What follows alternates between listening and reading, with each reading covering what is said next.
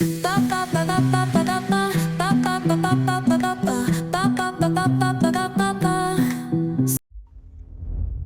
बनाई अल्लाह ना आया। उफ, मुझे लगा पता नहीं क्या हो गया है। उफ, कभी कभी तो इसको यकीन ही नहीं आता इसको इस बातूनी लड़की से मोहब्बत हो कैसे गई।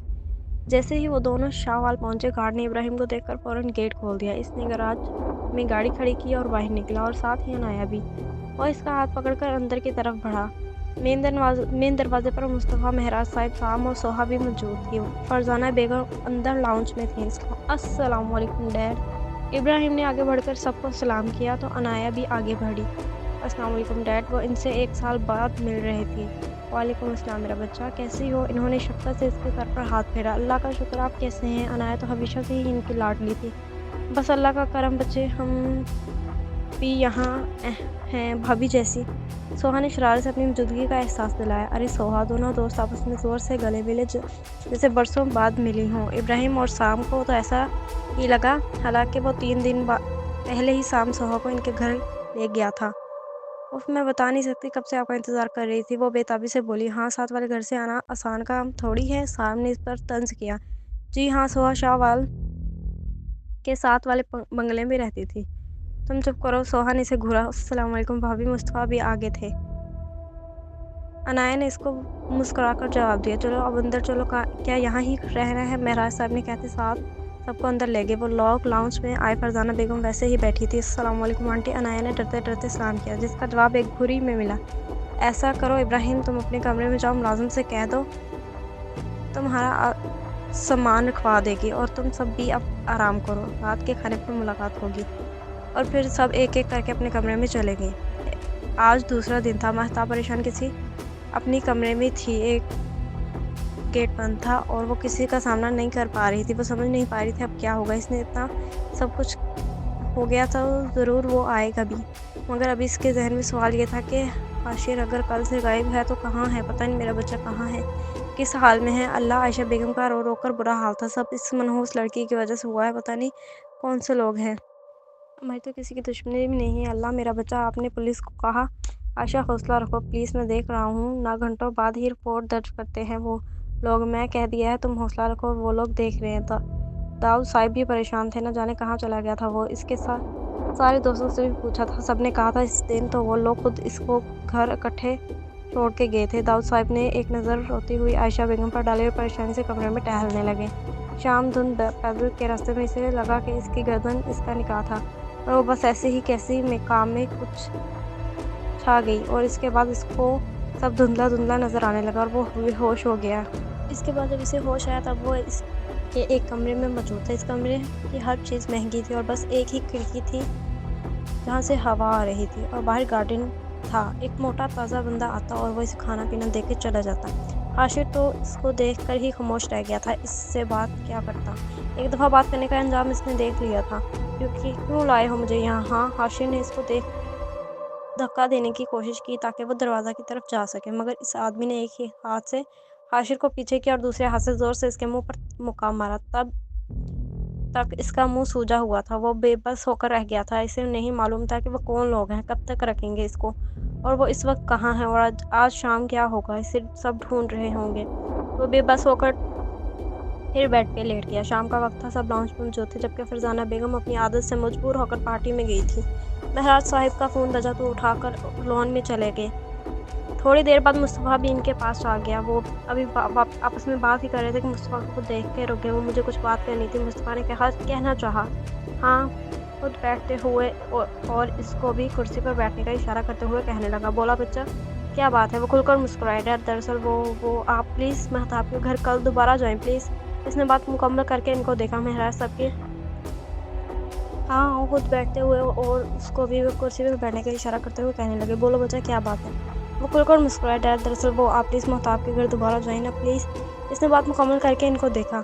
महराज साहब की मुस्कुराहट गायब हो गई। ये कह रहे हो मुस्तफ़ा, अब उस बच्ची की मंगनी भी हो चुकी होगी, अब इसके घर जाना मुनासिब नहीं। अब इनकी बात पूरी नहीं हुई थी कि वो बोल पड़ा।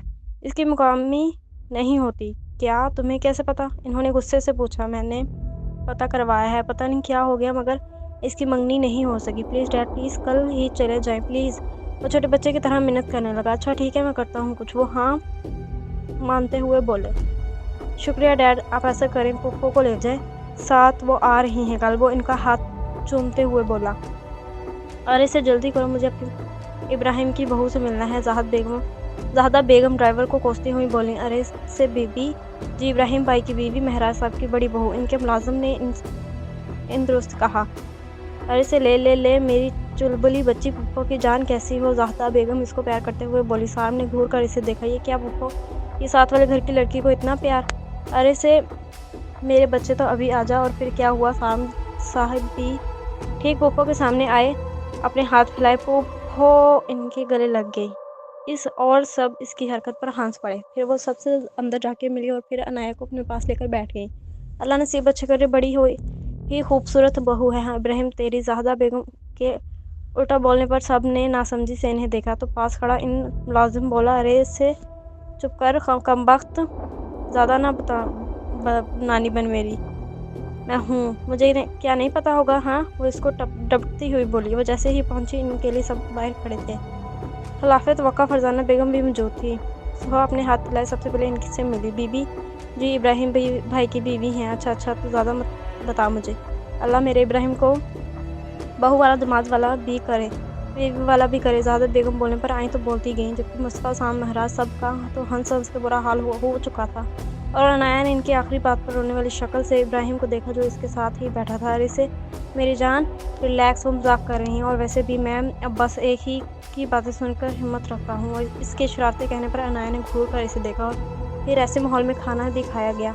और थोड़ी देर बाद सब अपने कमरे में आराम करने के लिए चले गए। अल्लाह, इब्राहिम ज़ाहदा पुप्पो कितनी अच्छी हैं ना। वो लोग अपने कमरे में बेडरूम में आराम कर रहे थे। इब्राहिम ने एक नज़र अपने सीने पर इसके सर को देखा। इसका वाकई में यहाँ दिल लग गया था। इसने इसे वाकई औकात में लग गया था। तुम्हें तो सब ही अच्छे लगते हैं सिवाय मेरी। कभी मेरी तो तारीफ नहीं की तुमने। अल्लाह इब्राहिम, आप कितने अच्छे हैं। इसने शिकवा करते नकल उतारी। अनाया ये मुस्कुरा दी और गले लग गई। तो इब्राहिम ने भी इसकी कमर के गिर्द हाथ रखे। इब्राहिम, में तो आपसे बहुत मोहब्बत करती हूँ, जो आपने मेरे लिए किया है, अब मैं आपके लिए किसी भी हद तक जा सकती हूँ। इसके चेहरे पर मुस्कुराहट आ गई। इब्राहिम जानता था कि मगर इसे आज तक इसके मुंह से सुनना चाहता था। दरवाजे पर दस्तक हुई। आया, आप आराम कर रही हैं? अगर बुरा ना माने तो मैं आ जाओ, महराज साहिब ने अंदर दाखिल होते हुए कहा। हाँ महराज, वहाँ क्यों खड़े हो, यहाँ आके बैठो बच्चे। इन्होंने अपने पास बैठने का इशारा करते हुए कहा। बोलो क्या बात है, कुछ कहना चाहते हो? वो इनके बिना कुछ कहे ही समझ गई थी। जी आपा, दरअसल हमारा मुस्तफ़ा किसी लड़की को पसंद करता है। उन्होंने महताब नाम है। इसके घर में गया था। इसके घर बहुत ही प्यारी और सादा सी बच्ची है। आपा यकीन तफसील से कहा। बहुत। हाँ महताब मतलब चांद प्यारा नाम है।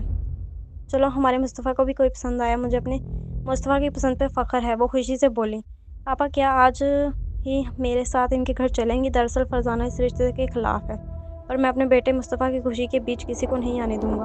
वो रोक टोक लहजे में बोले। ना जाने फरजाना को बच्चों से क्या मसला है। अल्लाह इस औरत को हिदायत दे। वो अफसोस से बोली। ठीक है तो फिर आपा, आप आराम करें, शाम को हम चलेंगे। वो उठते हुए बोले।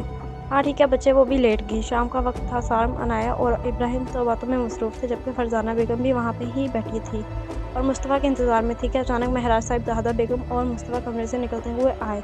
अरे आप लोग कहाँ जा रहे हैं? आज सिमल और इसके घर वाले आ रहे हैं। वो दरअसल कुछ काम था, तुम देख लेना। इनको ज़्यादा बेगम बोली। मगर आज मैं मुस्तफ़ा और सिमल की शादी की बात पक्की करने लगी हूँ। आप लोग ऐसे कैसे जा सकते हैं? फरजाना बेगम ने तो गोया इन सब पर धमाका ही कर दिया। व्हाट मॉम, आप किससे पूछ के ये सब कर रही हैं? आज मुस्तफ़ा का सब्र जवाब दे गया था। मुझे किसी से इजाज़त की ज़रूरत नहीं है। माँ हूँ तुम्हारी, इन्होंने अक्सर कहा था। बस करो फरजाना, माँ तो तुम तब भी थी जब तुम इनको इस दुनिया में लाई थी, मगर अल्लाह जाने आज कैसा ऐसा क्या हो गया जो तुम में ये ममता जाग गई है। बस कर दो। क्यों बच्चों की खुशियों के पीछे पड़ी हो? ज़ाहदा बेगम गुस्से से बोली। फरजाना, आप आज इन लोगों को मना कर दें, हम आकर बात करते हैं। चलें आपा। वो कहते साथ ही चल गए, जबकि वो गुस्से से अपने कमरे में चलेगी। बेल बजने पर सीमा बेगम ने आज से कहा, देखो बच्चे। इसने जैसे ही दरवाज़ा खोला, सामने एक खातून और वो ही मर्द थे। महराज साहब आप। अस्सलाम वालेकुम। आस ने दोनों को सलाम किया। जब बेटा, क्या हम अंदर आ सकते हैं? इन्होंने इजाज़त चाहिए। जी आए। वो इनको अंदर ले आए। लाउंज में दाखिल होते ही इनको मुनासिब सा हुआ इनका सामना हुआ। अस्सलाम वालेकुम। आए बैठे। सीमा बेगम खड़े होकर इनको सलाम का جواب دیا اور بٹھانے لگی، جبکہ مہتاب خوشی سے ان کے آنے کا مقصد سوچ رہی تھی۔ وہ چپ کر کے لاؤنج سے چلے گئی۔ تھوڑی دیر باتوں کے بعد مہراج صاحب اپنے اصل مقصد پر آئے۔ دراصل آپا کو میں پہلے ہی لے آتا مگر ان کی طبیعت کچھ ٹھیک نہیں تھی۔ یہی ہماری بڑی ہیں سیما بیگم، زاہدہ بیگم جو سیما بیگم کے ساتھ ہی بیٹھی تھی، ان کے ہاتھ پر اپنا ہاتھ رکھ کر بولیں، دیکھیں مجھے